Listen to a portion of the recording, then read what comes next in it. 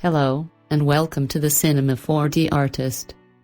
If you want to move an object along more than one axis at the same time, you can do this, for example, by moving in the right, front, and top viewports.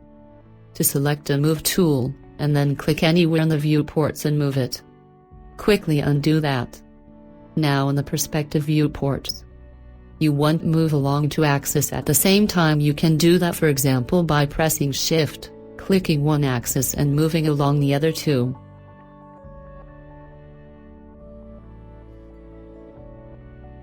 Another way to do this is by enabling axis bands.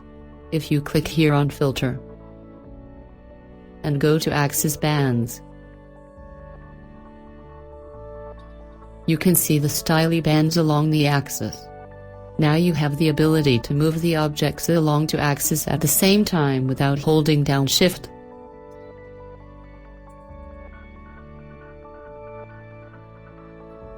Thanks for watching. If you enjoy our tutorials, please like, comment and subscribe.